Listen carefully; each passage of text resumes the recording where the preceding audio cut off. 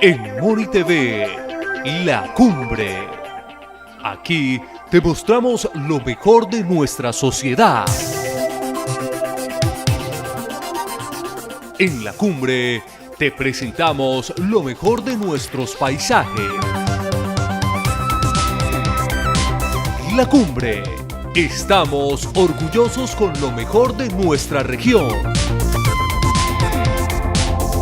La Cumbre. Somos el fruto de nuestro trabajo. La Cumbre. Solo aquí, en Moni TV, tu canal.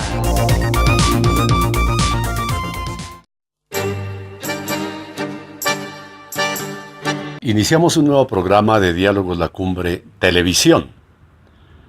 En este recorrido que hacemos por las regiones, por los pueblos de nuestras provincias de Ricaurte y Vélez, pero en algún momento nos desplazamos a la capital de la República, donde también la Asociación La Cumbre tiene su presencia. Y para este programa de Diálogos La Cumbre Televisión, que lo vamos a dedicar también a un tema que sigue siendo interesante y debatido constantemente, que es el tema de la educación. De la educación podríamos hablar tantas cosas sobre el papel de la escuela, sobre el papel del maestro, qué significa la pedagogía, qué significan los métodos, los currículos, las relaciones interdocentes entre padres de familia, estudiantes, maestros, la misma comunidad. Todos esos temas que están en el ambiente, que a veces se debaten a profundidad, a veces se dejan pasar y solamente se reclama, por ejemplo, a la escuela, los resultados del IFES, la calidad de la educación. Para este programa tenemos a un invitado muy especial, al profesor Gonzalo Arcila Ramírez. Es profesor universitario, psicólogo de la Universidad Nacional de Colombia, con gran experiencia docente e investigativa, escritor de varios libros, y con él, de alguna manera, hemos establecido alguna relación en años anteriores, y por ello lo hemos invitado porque sabemos que va a ser muy buenos aportes a la comunidad educativa de Moniquirá y de los pueblos de la provincia de Ricaurte. Bienvenido, Gonzalo, a este programa de Diálogo La Cumbre Televisión.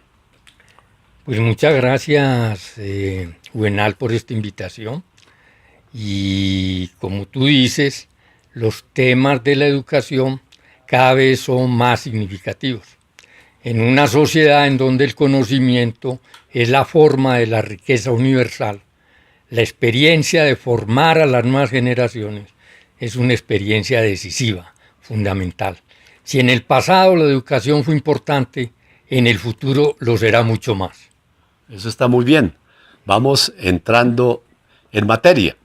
Bueno, pero antes de llegar a esos temas que estamos previendo, nosotros que somos de una provincia boyacense, la provincia de Ricaurte, y también cercanos a la provincia de Vélez, en Santander, pues tendríamos cosas por contar que ya nuestra audiencia lo sabe y nos conoce, como Asociación La Cumbre y los proyectos que venimos realizando, y como ciudadanos del común. Gonzalo Arcila Ramírez es de una región también un tanto distante a Boyacá, del departamento del Valle, de allí de un pueblo que se conoce como Sevilla Valle, el Balcón del Valle, y además que ha sido reconocido por la UNESCO como Patrimonio de la Humanidad. Eso es muy importante, fue reconocido en 2011 en París. Gonzalo, ¿qué nos puede contar como para relacionarnos y decirle a los pobladores de nuestras provincias cómo es ese pueblo de Sevilla Valle? Bueno, tú me has ubicado en el terreno del recuerdo. Yo llevo muchos años viviendo en Bogotá. Como todos los bogotanos, o la mayoría de los bogotanos, ¿no?, somos personas que llegamos de otras ciudades. de otras regiones. Sevilla es un municipio que fue fundado a principios del siglo pasado. Es un municipio fundado por antioqueños. Forma parte de ese ciclo de la historia nacional que fue el desplazamiento colonial hacia las regiones de, en este caso, el Valle del Cauca. Y ese municipio, pues es un municipio que ha tenido muchas vicisitudes, es un municipio cafetero, es un municipio en donde hubo ciclos de prosperidad extraordinaria en la década del 50 del siglo XX. Y hubo otros ciclos de grandes dificultades por esta experiencia trágica de la sociedad colombiana de la violencia. Y también hubo otros ciclos por la experiencia del narcotráfico. Hoy es un municipio próspero, podría ser todavía mucho más próspero, y siempre el lugar donde uno ha nacido es un lugar pues fundamental para los recuerdos de cualquier persona. Eso está bien, ¿no? Y hemos conocido a Sevilla Valle, porque por lo general la gente viaja de Bogotá a Cali y pasa por un lado, llega a esa planicie llena de caña de azúcar, ¿no? Bueno, y Sevilla, que está a uno de sus lados yendo de norte a sur, en la montaña, como que por allá no se hace ese desplazamiento.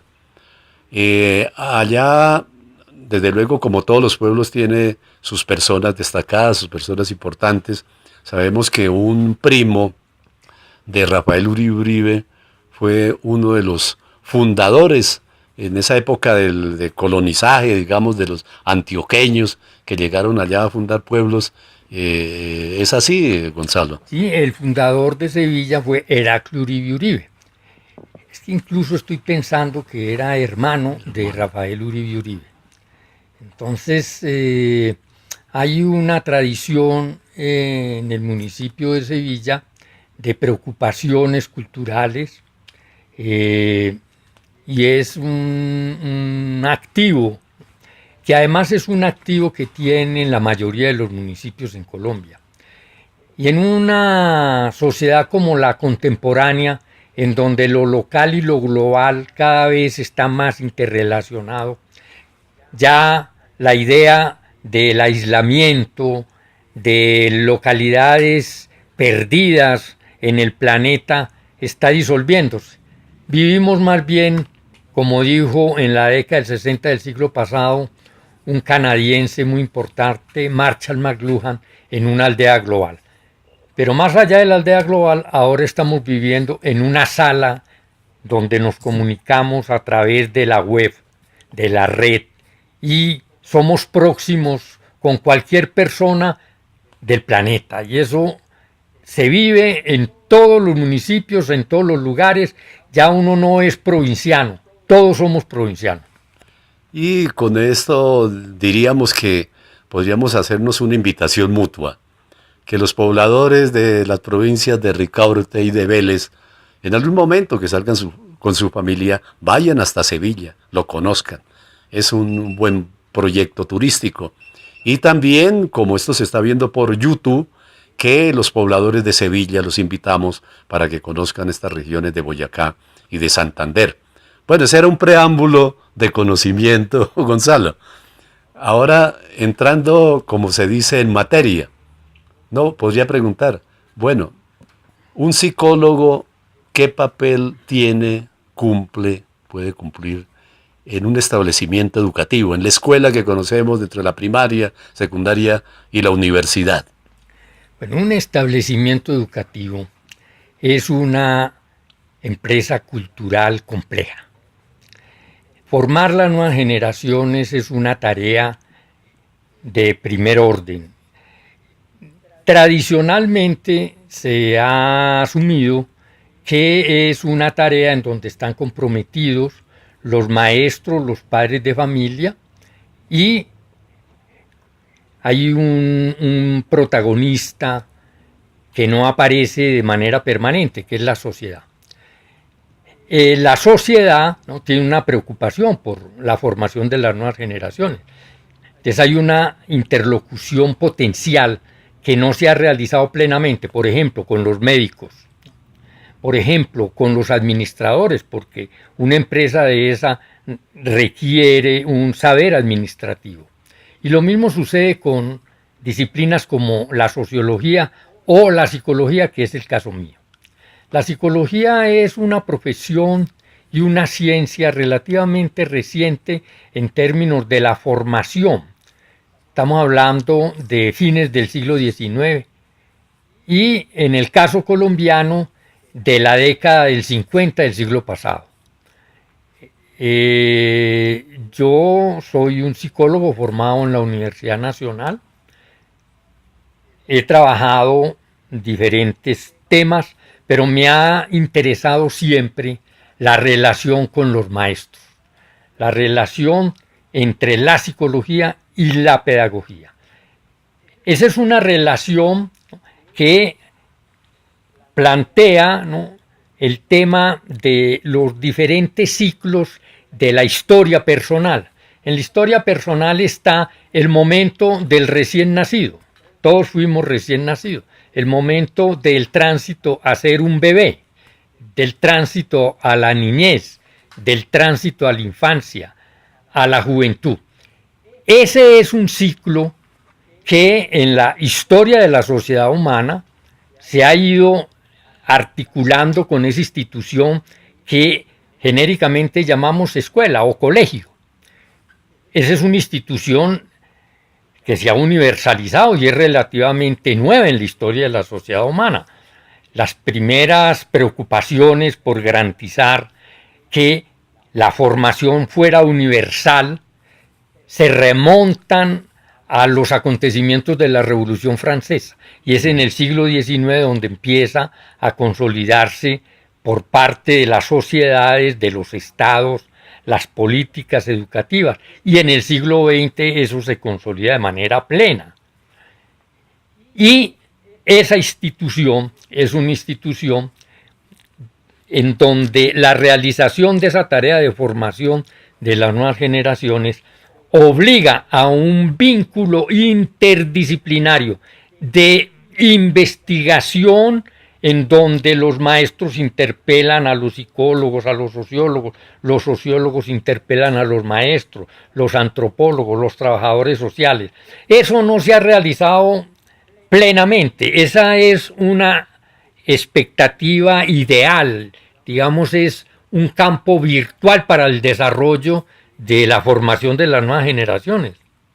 ¿No? Y esa es la importancia de que cada institución escolar, cada escuela deba tener un psicólogo, como también hay otra área que son los orientadores, ¿no?, que pueden ser psicólogos orientadores con alguna especialidad, pero Gonzalo, que lamentablemente, no sabemos por qué, directivas del Ministerio de Educación Nacional han retirado prácticamente de los colegios a los psicólogos y a los orientadores, ¿no?, con quienes los niños, los jóvenes pueden conversar tantas cosas, digamos, para su transformación de carácter personal y posteriormente de carácter social. Eso hay que manifestarlo y hay que decirlo así francamente. Con Gonzalo vamos a continuar dialogando en este conversatorio de Diálogos La Cumbre Televisión. Vamos a hacer una pausa y ya continuamos.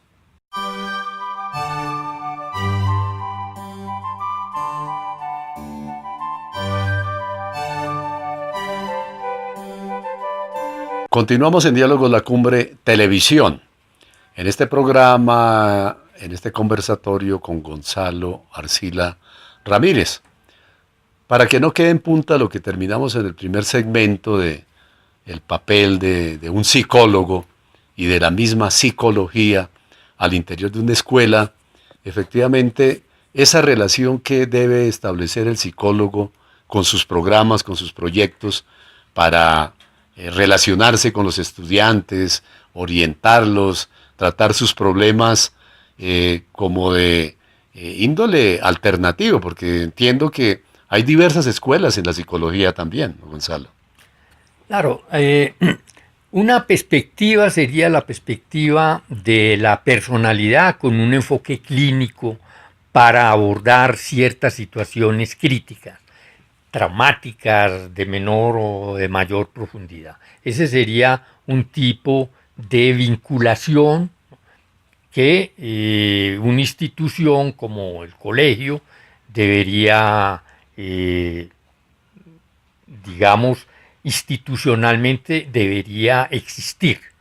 Y hay otro tipo de relación que tiene que ver con la enseñanza, con los problemas epistemológicos, la psicología, y hay psicólogos supremamente importantes en la historia de la investigación de las transformaciones del pensamiento, del desarrollo del lenguaje, como Vygotsky, como Vallon, como Piaget.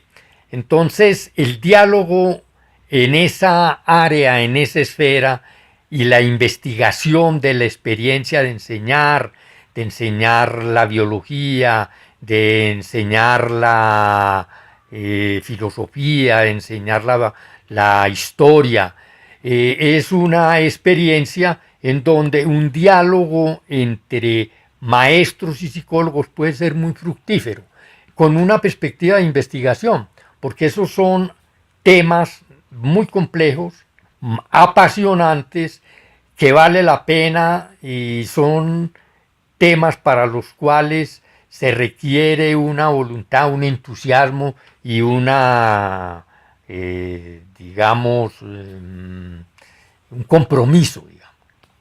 Esos compromisos entre la psicología, el psicólogo, los niños, los jóvenes, los mismos maestros, los padres de familia, que requieren en algún momento pues, de la orientación de las personas especializadas.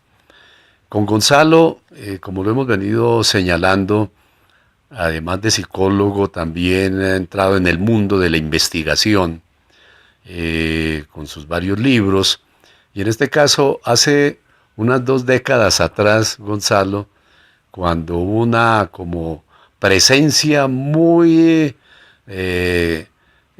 allí de entidades de carácter internacional en materia de educación, que se inmiscuyen en los ministerios de educación de cada uno de estos países que se dicen en el subdesarrollo, ¿no? Entonces necesitan que alguien como que los oriente, y orientaron una política educativa donde se manifestaba que se tenía que hacer uso de unas tecnologías que casi iban a reemplazar a los maestros, reemplazo de los maestros.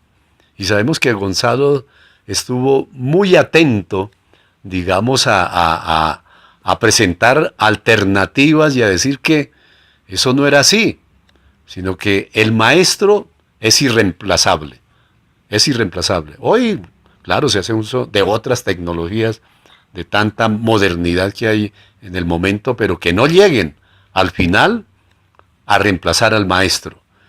Comentémosle a los estudiantes, a los padres de familia, a la comunidad educativa de Moniquirá, de los pueblos de la provincia de Ricaurte y de Vélez, cómo se dio esa presencia externa y cómo hubo que actuar por el lado del movimiento pedagógico y del movimiento de los maestros. Bueno, tú has hablado de un movimiento que es un movimiento fundamental en la historia de la sociedad y de la educación en Colombia, que es el movimiento pedagógico. Ese movimiento es un movimiento que surge como producto de una crítica a cierto tipo de políticas educativas. Estamos hablando de un proyecto muy ambicioso, pensado hace 50 años. Hace 50 años sucedió lo de mayo del 68. En ese momento hubo una gran discusión sobre el carácter global de la educación y se habló de la crisis mundial de la educación. Y uno de los diagnósticos que se hizo tocaba los problemas de tipo administrativo y procedimentales. Y se consideraba por parte de unos teóricos de la educación que había unos responsables en esa crisis, que los responsables eran los maestros. Y que era posible entonces resolver esa crisis prescindiendo de los maestros. Y se generó todo un desarrollo en donde la psicología jugó un papel muy importante, un tipo de psicología conductista del aprendizaje. Hay una figura muy importante, un norteamericano, Skinner, quien pensó una máquina de enseñar. Unos desarrollos, eso se hizo en colaboración con la Organización de Estados Americanos. El proyecto se llamó Proyecto Multinacional de Tecnología Educativa de la OEA. Y había una formulación que era supremamente agresiva. Se decía, hay que evitar que los maestros enseñen, que caigan en la tentación de enseñar. Esa era una utopía tecnocrática que realmente pues, era una utopía reaccionaria, ¿no?, que fracasó. El papel de los maestros es fundamental. Los maestros muchas veces no captan la significación que tiene su propia profesión. Todavía se cree que es más importante un ingeniero, que es más importante un economista. En el terreno de las profesiones no hay ninguna profesión más importante, todas son igualmente importantes, todas son igualmente exigentes. En el caso de los maestros, pues se requiere que los maestros asuman plenamente esa condición tan importante, además como premisa para que los maestros sean interlocutores de los otros profesionales, de los sociólogos, de los médicos, de los ingenieros, de los psicólogos.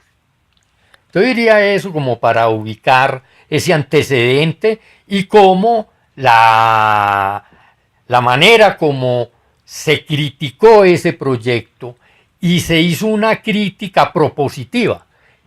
La crítica propositiva consistió en rescatar lo que es específico del maestro, que es su tarea de enseñar y de formar, es decir, la pedagogía como disciplina específica inherente a la práctica propia de esa profesión que es el magisterio.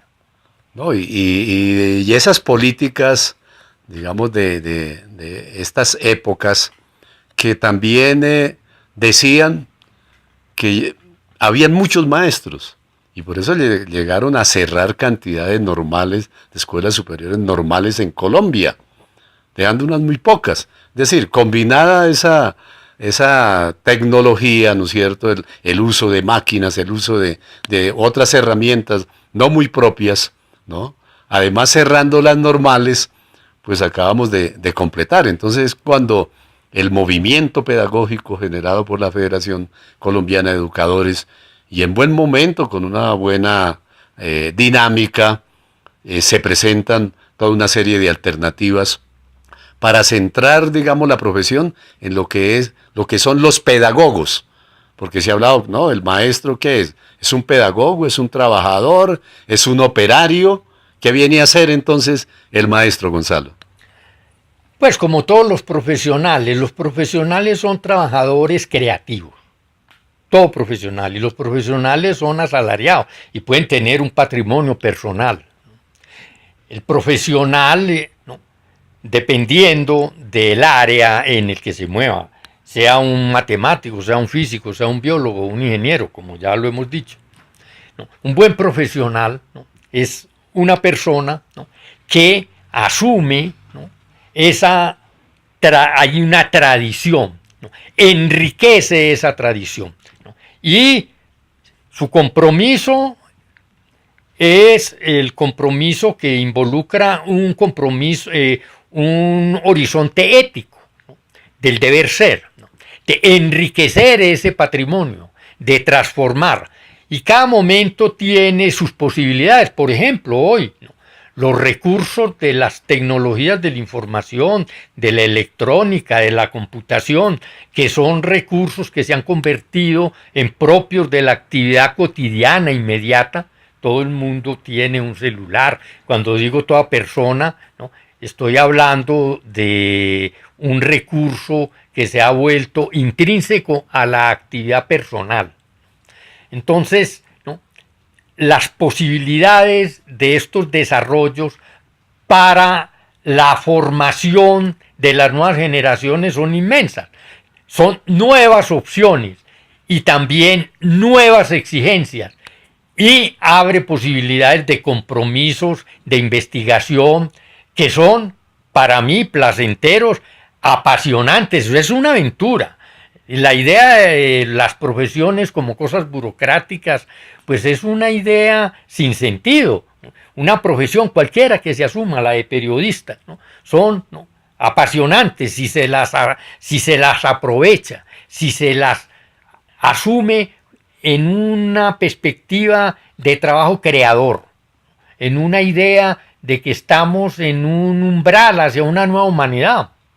Y además, Gonzalo, para ir terminando esta segunda parte, que no, deberíamos continuarla, pero los tiempos, bueno, es que una diferencia sí que tiene la profesión de docente, del maestro, con otras profesiones, es que está en contacto permanente con los jóvenes, con la niñez, aprendiendo también de ellos, porque el maestro y el niño y el joven deben aprender mutuamente.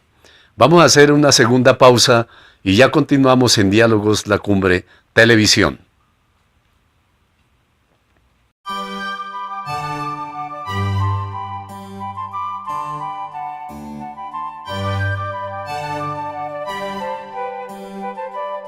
Continuamos en Diálogos La Cumbre Televisión, en este conversatorio con Gonzalo Arcila Ramírez. Como lo hemos indicado, Gonzalo también ha escrito varias obras, entre ellas Nuevo Teatro en Colombia, Actividad Creadora y Política Cultural, El Trabajo Creador y Nuevo Humanismo, La Imagen Teatral de la Candelaria, Introducción a la Psicología, y este libro que tengo acá en mis manos, Psicopedagogía para una Ecología de la Mente. Este es un libro supremamente interesante que queremos pedirle a Gonzalo que por favor nos haga una breve presentación de este libro que habla de la relación entre la psicopedagogía y la ecología de la mente. ¿De qué trata el libro, Gonzalo? Bueno, la idea de la ecología es una idea emergente en la historia de la sociedad humana que está asociada a las profundas transformaciones en los intercambios entre sociedad y naturaleza. Esas transformaciones están articuladas con la realidad de la revolución científica y tecnológica. Hay un ritmo de producción de conocimientos que se ha acelerado en los últimos 50 años. Transformaciones tecnológicas como el computador, que facilita la solución de tareas en un plazo reducido. Tareas que requerirían cientos de personas y meses de trabajo se pueden hacer en minutos. Entonces, todas esas transformaciones obligan a pensar en los umbrales de los ciclos de los procesos de la naturaleza biológicos, y allí emerge una conciencia nueva, que es la conciencia ecológica. Hay que pensar los fundamentos mismos de la existencia de la humanidad. Hay una crisis ecológica actualmente. Entonces, esta es una temática de una importancia inmensa que se ha ido consolidando en los últimos 50 años. Hasta la Iglesia Católica se ha visto obligada a ponerle atención al tema. El Papa Francisco recientemente produjo una encíclica ecológica. De la formación de una conciencia ecológica es un asunto estratégico. Y al decir estratégico, no quiero decir que sea para el futuro. Es un asunto estratégico que hay que resolver en el día a día. Y esa preocupación es la preocupación de la que me ocupo en este libro. Y es un diálogo con varios autores, con un gran biólogo de origen inglés, Gregory Bateson, con un premio Nobel de Química, Ilya Prigogine, en la idea de cómo los procesos productivos transforman esa relación entre sociedad y naturaleza, obligan a un pensamiento ecológico, a desarrollar una conciencia ecológica, y eso tiene un impacto inmenso en la formación de las nuevas generaciones y por lo tanto en la enseñanza. Y ese es el propósito del libro. Yo hoy le daría al libro un pequeño, el título del libro lo modificaría en el sentido no de una mente ecológica, sino de una conciencia ecológica. Y eso que está al orden del día, ¿no? Una conciencia que lleve también al nivel de la autoconciencia, es decir, que se apropie la gente de ese trabajo que hay que hacer en el ámbito de la ecología. Bueno, y allí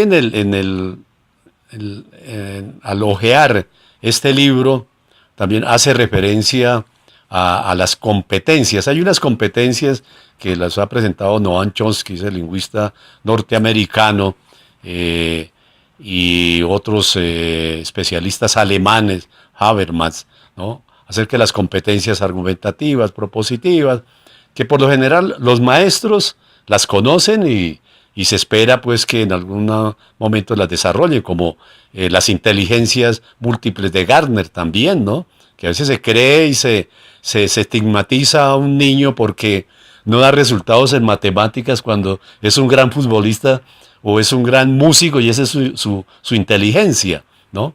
Pero no llamó la atención dentro de las competencias que en el libro Gonzalo hable de una competencia imaginativa.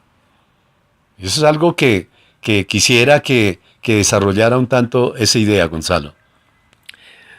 En la experiencia de las personas hay un momento que es un momento que siempre se recuerda con un gran placer.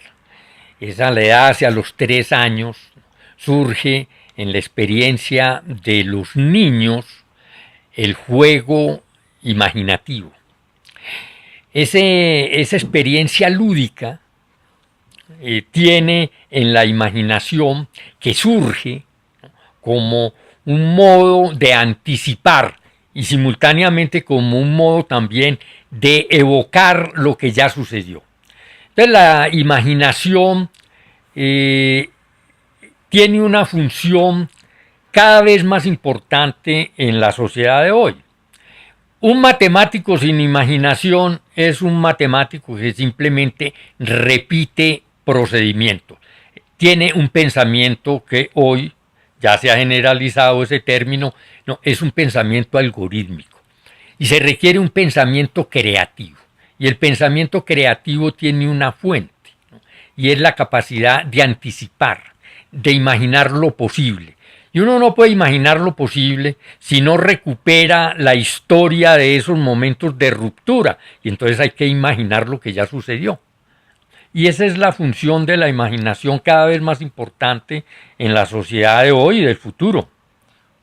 Muy bien, y algo más que desarrolla Gonzalo en su libro de Ecología de la Mente es lo que tiene que ver con el tiempo creativo, que ya está haciendo referencia.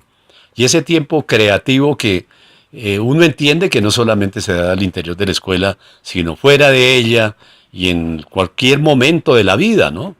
Tenemos que ser pues dinámicos y creativos, pero lo ha trabajado en su investigación alrededor del teatro. Ese tiempo creativo alrededor del teatro, Gonzalo. Bueno, el teatro es una experiencia magnífica. Y en la sociedad colombiana hay una historia particular del teatro. He tenido la fortuna de investigar ese proceso, el surgimiento del nuevo teatro, y en esa experiencia también, ¿no?, la de explorar las posibilidades del teatro más allá del teatro con una voluntad estética, creativa, compleja, ¿no? Por ejemplo, el teatro en una institución escolar. En este libro tuvimos la oportunidad de trabajar con unos niños y niñas y muchachos, hijos de recicladores. Y en ese proceso de trabajo, que tenía una financiación de una institución, una actriz de la Candelaria, Fanny Baena, ¿no?, trabajando con los niños, y yo le hice seguimiento a ese proceso, produjo una obra que es magnífica. El nombre de la obra es muy simpático, dice Reciclando Ando.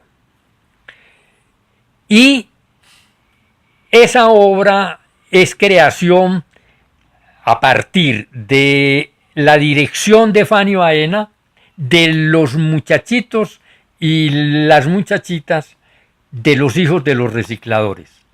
Entonces esa es una experiencia que yo pudiera denominar, ¿no?, un tipo de modelo que se puede replicar en otra perspectiva, con otros propósitos, aprovechando las posibilidades creativas del teatro. Y las posibilidades creativas son muy importantes y son viables y son posibles y son una especie de elemento terapéutico contra el aburrimiento, contra el sinsentido. Explorar las situaciones problemáticas permite también superarlas. No, y aprovechamos, Gonzalo, y lo confesamos acá, y usted lo sabe y lo conoce, que en Moniquirá tuvimos un gran escritor, Jairo Aníbal Niño, que además de dejar cerca de 70 obras, ¿no?, de literatura infantil, juvenil y de novelas y de guiones para cine, también obras de teatro, El Monte Calvo, El Sol Subterráneo, La Madriguera, El Baile de los Arzobispos, ¿no?, que entre otras cosas ya las hemos presentado en Moniquirá en el Festival Jairo Aníbal Niño, pero que aprovechamos para decirle al pueblo moniquireño, a los docentes, a los niños, a los jóvenes, que volvamos a tener teatro, porque en Moniquirá hubo grupos de teatro, y que atendamos el llamado del Instituto de Cultura y Turismo de Moniquirá y Cutuder, y de los colegios, los profesores de artes, ¿no?, que se dispongan de algunos tiempos para la creatividad precisamente,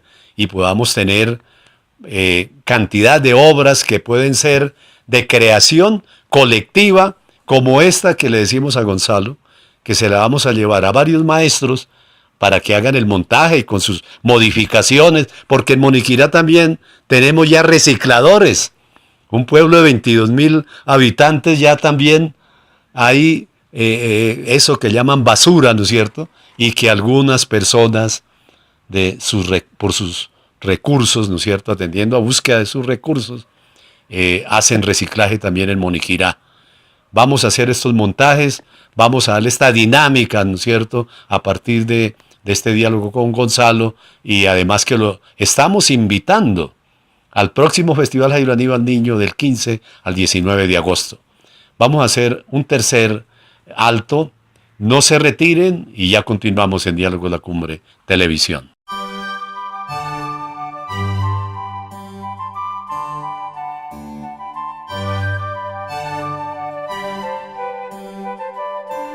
Volvemos a Diálogo de la Cumbre Televisión. Bueno, también se ha hablado que los seres deben ser seres integrales.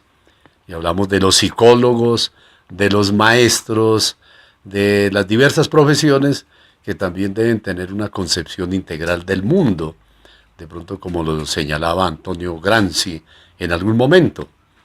Y esa no es la excepción de Gonzalo Arcila Ramírez, porque además de lo que lo hemos conocido en estos diálogos de la cumbre televisión, también la política le llega a su sentir y la ha vivido y la ha desarrollado, ha participado de ella. Gonzalo tuvo la bondad de hacer un prólogo de este libro que yo escribí llamado Izquierda, Centro, Derecha, ¿no? Como un ensayo mirando las condiciones de la política en Colombia y de los países de Latinoamérica, para mirar que hay tres caminos. Esos tres caminos en el desarrollo de la política, desde la Grecia y en toda la historia de la humanidad, que al final tiene también comportamientos políticos, así algunos se quieran mostrar como apolíticos. ¿Qué le está significando en el mundo de hoy y en Colombia, esto de que hay partidos de izquierda, de centro y de derecha? ¿Se mantienen? ¿Tienen vigencia, Gonzalo? Bueno, tú has introducido un tema que es el de la ciudadanía. Es imposible actuar en cualquier ámbito de la experiencia humana hoy sin pensar los asuntos de la ciudadanía, del bien común, de la ética universal. Y la ciudadanía está articulada con el horizonte de la política y de la filosofía. Tiene que ver con las preocupaciones que toda persona, independientemente de la sociedad en la cual esté, sea Colombia, el continente americano, el continente africano, el continente europeo. Porque además las preocupaciones de hoy son locales y globales simultáneamente. Ya lo habíamos dicho en un momento,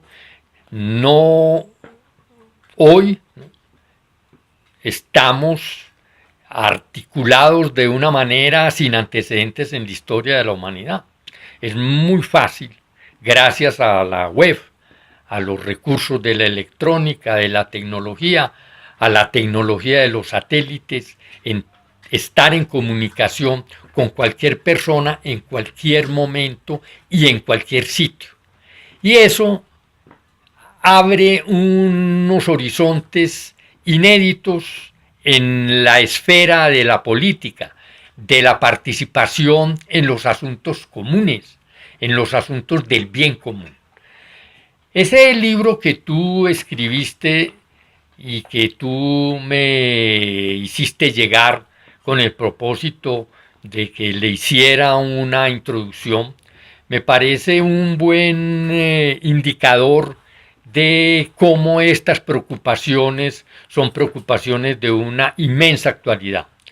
Y pienso que hoy nadie puede sustraerse de estas preocupaciones. El que cree que se sustrae está cayendo en una falsa ilusión, porque cree que se sustrae y sin embargo está comprometido y se dará cuenta a posteriori de las consecuencias de los actos de los otros y de los actos propios que están articulados con las decisiones políticas. Y en esas decisiones políticas hemos observado que, bueno, la mayoría de los países, desde luego que existen partidos políticos con sus tendencias, con sus concepciones, con sus propuestas.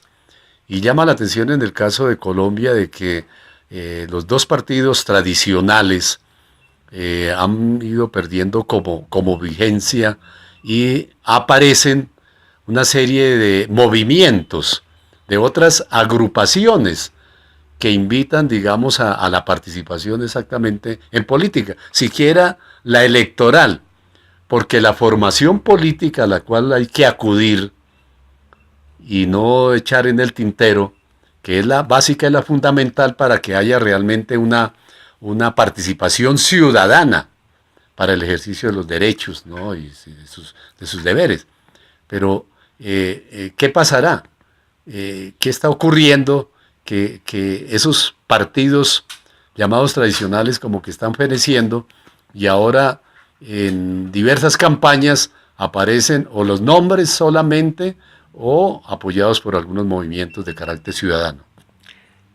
Bueno, hay también, yo diría, un momento de transición, de renovación de lo que serían las prácticas políticas, el papel del Estado. La política siempre piensa el Estado como su función de garantizar los derechos fundamentales, o el Estado que también tiene una función que es la función coactiva. Y adicionalmente el tema de la violencia. En la historia de la sociedad humana, la política ha estado atravesada por la violencia. Y hay una expectativa inmensa y una preocupación y una necesidad de avanzar en una sociedad en donde el uso de la violencia cada vez sea rechazada, quede como un recuerdo de momentos que no deberían volver a existir en la sociedad humana. Es decir, ahí el horizonte de la búsqueda de una sociedad en paz. Y eso implica pues participación ciudadana. Hay diferentes momentos de participación ciudadana. Uno participa ciudadanamente, por ejemplo, votando, pero no solamente votando, participa ciudadanamente en actividades que son propias de los municipios o de las entidades, en el caso colombiano más amplia, los departamentos. Y hay asuntos que son asuntos globales, que son asuntos de toda la humanidad y que hoy pues son preocupaciones cada vez más significativas, los temas ecológicos. Y esto se articula con una necesidad que ya habíamos mencionado, y es la necesidad de pensar y de actuar aprovechando ese diálogo entre arte y ciencia, ya no en el proceso de formación, sino en el momento en que la formación ya es un ciclo que culmina y nos asumimos como adultos. Sí, bueno, este diálogo es la Cumbre Televisión que está concluyendo, donde hemos hecho un recorrido por la psicología, por el ambiente escolar, por el papel de las políticas públicas en materia de educación, por la competencia imaginativa y creativa del ser humano, que principalmente en esa sociedad escolar se debe desarrollar, pero no aislada de la actividad del mundo directo, donde la mayoría del tiempo lo pasan los estudiantes y se relacionan con sus congéneres. Y también para llegar a hablar algo de política, para que ustedes en estos momentos también se asuman como ciudadanos integrales, ¿no? No hay neutralidad, no hay apoliticismo, no se está haciendo proselitismo, pero sin embargo sí hay que asumir un papel protagónico en el campo de la política para que no sigamos diciendo que los mismos con las mismas gobiernan estos países. Queremos agradecerle a Gonzalo por su participación en Diálogos La Cumbre y con su mensaje final a esta audiencia de Moniquirá y los pueblos de las provincias de Ricaurte y de Vélez. Pues yo les agradezco mucho a los de la Asociación La Cumbre y a Juvenal Nieves esta invitación y espero que esta conversación tenga alguna resonancia y haya sido, además de útil, placentera. Estamos seguros que sí. Con la cámara de Iván Fernando Guzmán, la edición de José Agudelo y Holman Suárez, la dirección y presentación de Juvenal Nieves Herrera. En Moni TV, La Cumbre. Aquí te mostramos lo mejor de nuestra sociedad. En La Cumbre te presentamos lo mejor de nuestros paisajes. La Cumbre. Estamos orgullosos con lo mejor de nuestra región. La Cumbre. Somos el fruto de nuestro trabajo. La Cumbre. Solo aquí, en Moni TV, tu canal.